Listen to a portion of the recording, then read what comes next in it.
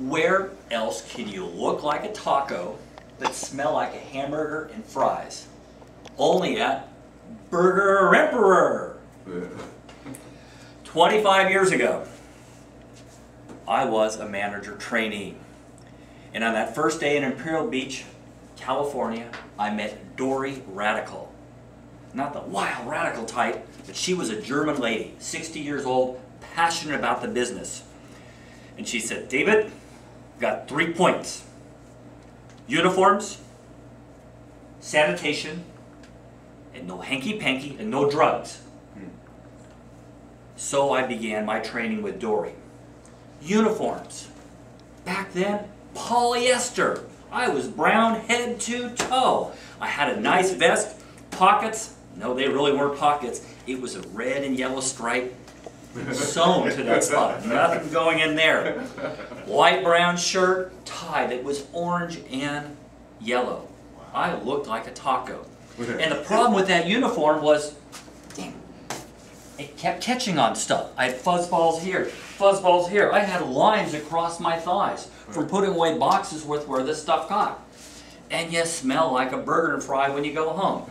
So I grabbed a pickle bucket from work. First night, I dumped my uniform in a bucket of degreaser. Second day, my uniform went into a bucket of detergent. Third day, my uniform went into a bucket of laundry soap. Fourth day, it was ready to be washed. I looked good, and I didn't smell like a burger and fry for the first hour of work. And yet, my very first day in that uniform, Dory made me clean out every single trash can in that restaurant. Dining room cans, kitchen cans, all in my nice brown uniform. I looked hot. Boy, the girls were after me. Sanitation, it's important. 25 years ago, we didn't know about E. coli. You drop a burger on the floor,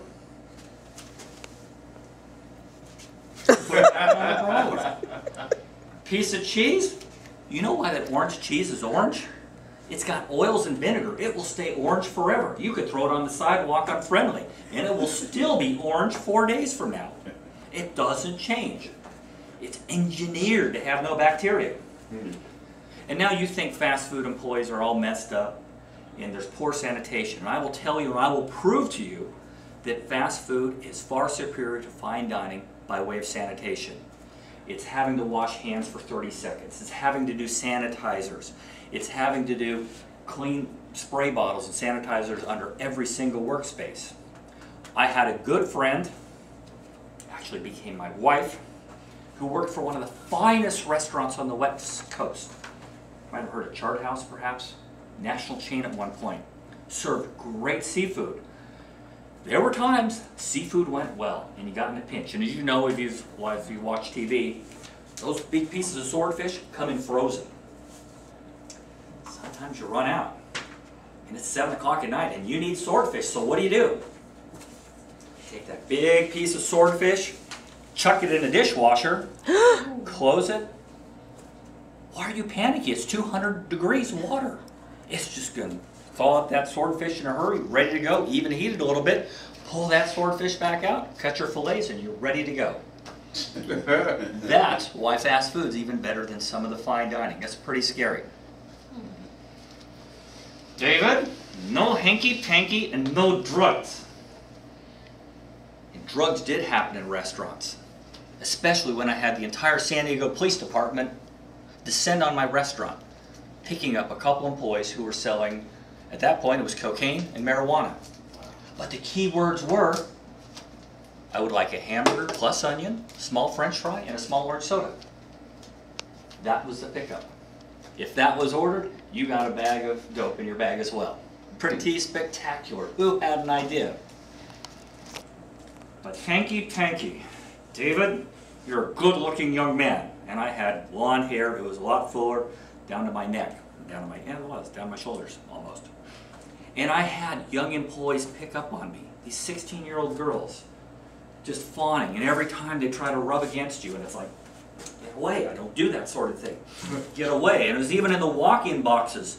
Every time I had to go pick up a box or was trying to teach an employee, making sure that door was propped open because I would never leave any doubt why was in that walk-in, which was not to do hanky-panky, but it was to actually teach or show somebody. So somebody knew why I was in that box. I was naive. I hadn't dated. I came from a small school. I wanted to date, but I was clueless. And I remember one night, 1 o'clock in the morning, apparently there was this young lady who was smitten with me. She worked at Marie Callender's, a pie place.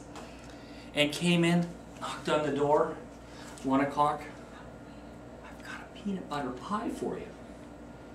And as we tried to open up the door, it slipped and fell on the ground below. And I looked at her and said, "I'm sorry." Shut the door. I've got to go do the rest of my work. She was beautiful, and I didn't have a clue that she was after me until my entire crew told me that night that, "You know that lady from Marie Callender's? She really wants to go out with you." Dumb Dave. Fast food, hanky-panky happens all the time. I didn't meet my wife there, met her elsewhere. I was pretty smart. But the real piece is the perversion that goes on. Yeah, perversion. Good-looking girl? I had a management team that would say, "We need change on register 3, change on register 5. That's how you knew to go meet that young lady in a bikini up at that register. That's where you want to go see her. What was worse was that particular management team, you knew where he held his management meetings? Strip clubs. Could you do that nowadays? No, and I didn't do it then either. That just wasn't appropriate activity. And even 30 years ago, I knew a right from a wrong, and I'm not attending somebody's management meetings in a strip club. And yet that was condoned and even known by supervisors. And I eventually did become a supervisor and ran at some point 80 restaurants.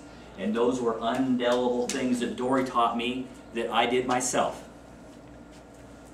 Good-looking uniforms, great sanitation, and no hanky-panky and no drugs.